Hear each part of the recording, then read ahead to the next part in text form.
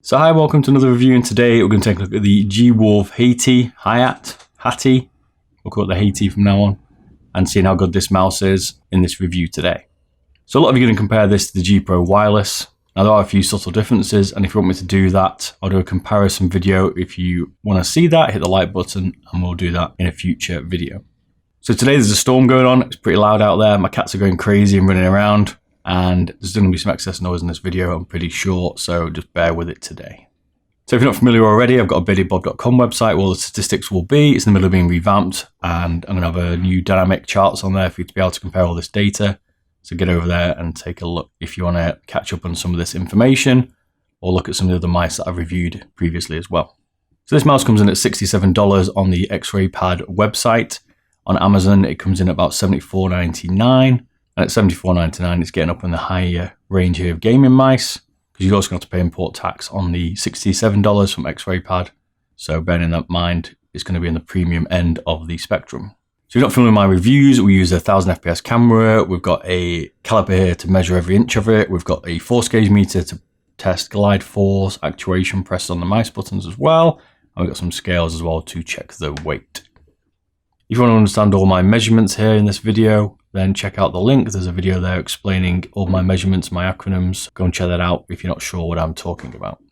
So start off with the shape here and the design. So I like the coating on the G Wolf here. It's got a little bit of texture to it on the grey. This one's grey and black, and the grey has the texture. It's a little bit rough, and I expect over time it's going to wear off. But it's nice to see it's not as slippy as some of the mice coming out at the moment with glossy coatings. It's finished in a matte finish here. It's got no RGB. There's a DPI button on the top just behind the scroll wheel. That's low profile to avoid you from pressing automatically, but you can't tell what DPI you're on because there's no LED. That doesn't bother me because I don't generally change it, but some people it might affect you if you're switching between gaming and desktop work. This one's got a 5-skate combo. There's one in each corner, and then there's one at the rear, which looks like it can be optional. I've taken it off and done some glide tests with it on and with it off, so you can see the difference. It also looks like these mice here share in common the same kind of feet as the MS or Microsoft IntelliMice, so you might be able to get hyperglides for it as well if you wanted. The shape, as we said, it does resemble something like the G Pro Wireless, but we're going to get into a bit more detail in a bit with the caliper and go through that. But the hump is in the center of the mouse. It's got a slightly flared front and rear. The button configuration, you've got your standard left and right mouse buttons. We'll talk about switches in a bit. We've got the side buttons on the left here. There's none on the right. And I said there's a DPI button, and the scroll wheel is pressed down as well. Scroll wheel itself's got some rubber, and it's got little dots in it to give a little bit more texture. I'm not particularly a fan of these little dots, but it does prevent you from having a bit of a slippy wheel. No one likes a slippy wheel. It's following the very, very common, which we've seen a lot of them now, honeycomb design here, and this is what they've done. They've created a lightweight mouse here. But I do like how they've not drilled the sides of this mouse, and I'm sure a lot of people appreciate that, so you don't feel the honeycomb effect on the side. Doesn't really bother me, but I know quite a few people have issues with that. But using this mouse, I couldn't feel the honeycomb, which is good to see. The left mouse button and right mouse button are separate from the shell here, and there's a little bit of play in it, but nothing out of the ordinary. I wouldn't be too concerned. It's not like some of them that people have been complaining about. I didn't have any issues with it at all. And the cable itself is using a shoelace design as well. So taking a look at the shape here, while in my 18cm by 9cm hand, this mouse fits perfectly. My daily is a G Pro Wireless, and I'm familiar with this shape, and this one fits me really nicely. In my girlfriend's hand, who's got micro hands, she's got a 16 by 7.5cm hand, so a little bit smaller. And the mouse here feels quite large in her hands, as most things do. I'm currently suffering from man flu at the minute, so I'm a little bit rough. So apologies if I cough during the video. It's serious, really. The mouse itself has no onboard memory here, so you're going to get the default left and right mouse buttons. You're not going to be able to program the side buttons on something like a console, but it does work on both the Xbox and PS4, as long as the games and the developers support mouse support. Compatibility. So getting into latency here, using the 1000 FPS camera, and we're going to do movement in Rainbow Six, Kovac, which people asked for, and CSGO. We're also going to do button and the switch latency as well, to see if there's a difference in pre-travel as well. A problem with the hi-hat here, or whether it's just... Stop calling the hi-hat. Hati. You kept calling the hi-hat that whole bit. Alright. You change the name of it every single time. Hati hi-hat. Shall I start again then? Yeah. Fuck my life. So moving into the movement test here with the 1000 FPS camera. The Hati here came in with an average of 48 milliseconds in Rainbow Six, which puts it at the back. We'll need a few more metrics to understand these results a little bit better here. CSGO comes in at 32 milliseconds, puts the Hati at the back again, and Kovac is 54 milliseconds, putting it at the back as well. So moving on to button latency here, Rainbow 6, it coming at 58 milliseconds, the Hati. In CSGO, it comes in at 51 milliseconds, putting it at the back. Kovac, it comes in at 59 milliseconds, again, puts it at the back here, the Hati. In Rainbow 6 on the Switch, to see if there's any pre-travel, the result was 62 milliseconds, puts it at the back. CSGO on the Switch, it comes in at 56 milliseconds, putting it at the back, but joint with the Ultralight 2. And in Kovac, it comes in at 57 milliseconds, which again puts the Hati at the back. So the Hati didn't do too well on this test, and I want to get a lot more metrics of other mice, which I'm going to start to do, and we can see where it sits in the final results. You'll have to check all this on my website very soon and see which is the fastest, which is the slowest, to help you understand which one is right for you when you go out and buy one.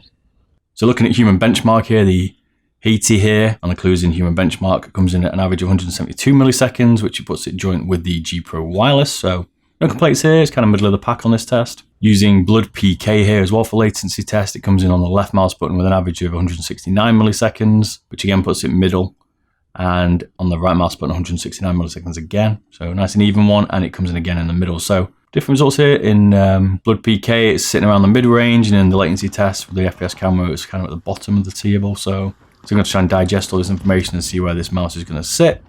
Some of them it's in the middle, some of it's towards the slower side, so we just have to have a look and see how that compares later on as we do more mice.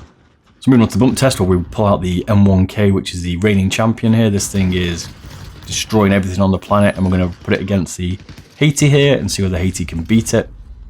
Let me know in the comments whether you think that's going to be possible given the results we've had so far. So in the first bump test, the left mouse button of the Hati loses to the right mouse button of the M1K. And in the second test here, the right mouse button of the Hati loses to the left-hand mouse button of the M1K. So the M1K is still the reigning champion. Nothing can beat it. If you can think of anything that will, let me know and we'll give it a test. But at the moment, it's a beast. So looking at the mouse sensor, while it's rocking the 3389 PMW here, and this sensor's been tested quite a lot. So I couldn't say anything out of the ordinary in the sensor test. I did do the drawings with it. One of the things people have asked me for is the sensor location. So I've measured it on the Hati here, and the sensor from the rear is 69 millimeters. From the front is 55 millimeters. From the left side, it's 27 millimeters. And from the right side, it's 27 millimeters. It puts it more in line with the front side button here. So again, that's a personal preference. It's going to be interesting to see where the sensor position for the Hati and the G Pro wireless sit and whether they're the same. And in the comments, let me know whether you think the position of this sensor will cause you any problems. So slam test wise, no problems. The sensor we know is good. Moving on to the Kovac tests here, and the highest score I've had is the G Pro wireless, which is my daily, which rocks 103 final score with an average of about 97%. So the Hati came with an average of 99.3. The final was 84.1, and the accuracy was 85.71 here.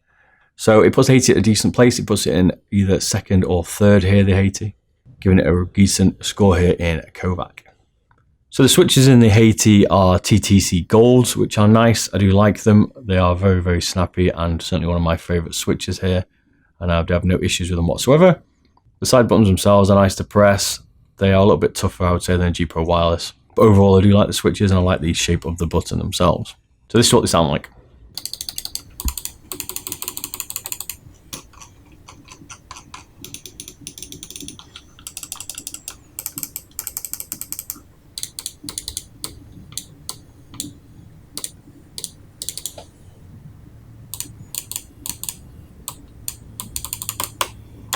So the clicks per second are 6 clicks per second here, which puts it certainly in the higher end here. As I said, the TTCs are really nice. I'm certainly a big fan of them.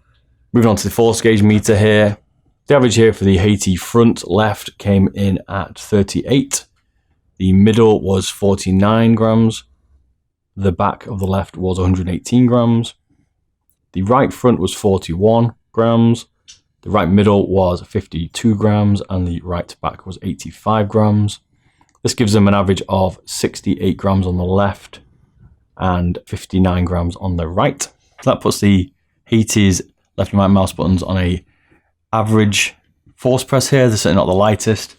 They're certainly not... Oi, get off my camera. They're certainly not the lightest and they're certainly not the toughest to press. They are a nice click, like I said.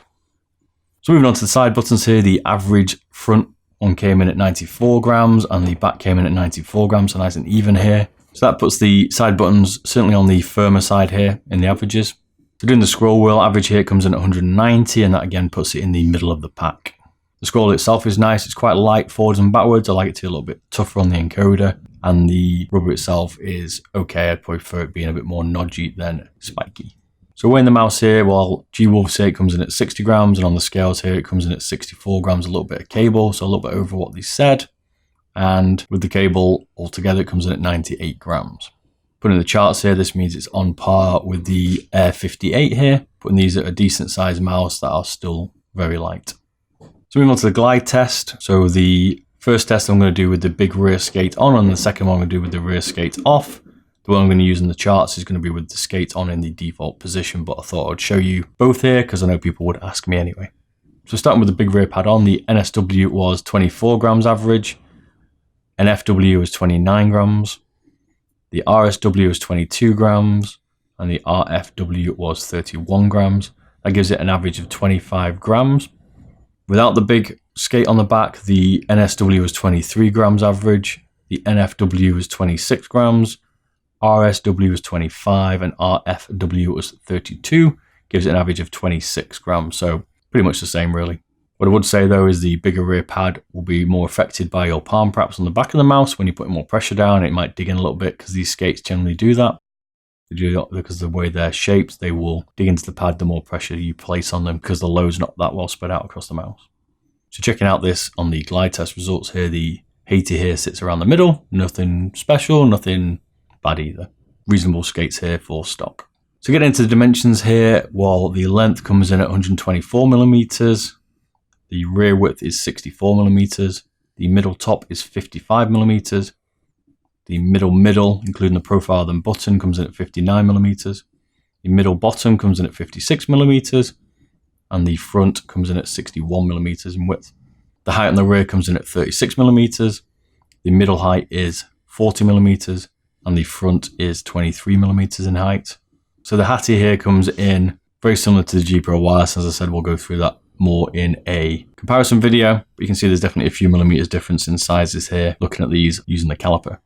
Looking here, the buttons are 27 millimeters wide. The scroll wheel thickness is 9 millimeters and the length of it is an estimated 28 millimeters. We'll find out the true length of the scroll wheel when we do a teardown on it.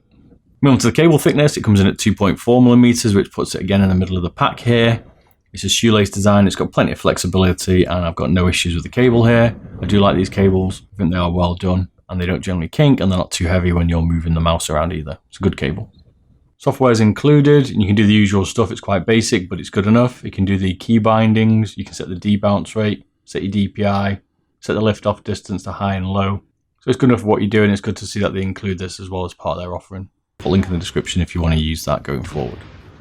So my conclusion here on the Hati is it's a decent mouse. I do like the shape. The honeycomb certainly makes it one of the lightest mice in this size. I love the TCC golds. It's really a nice click. It glides well, and overall it's certainly in the premium price range, but the mouse itself is a decent mouse. Be interesting to see how the results pan out across the latency tests. Certainly wasn't doing very well in those tests, but in the other tests it did perfectly well. And going forward, we shall see how it performs when we measure it against others. So as always, thanks for watching. Don't forget to like and subscribe, and I will see you very soon. Cheers. Bye-bye.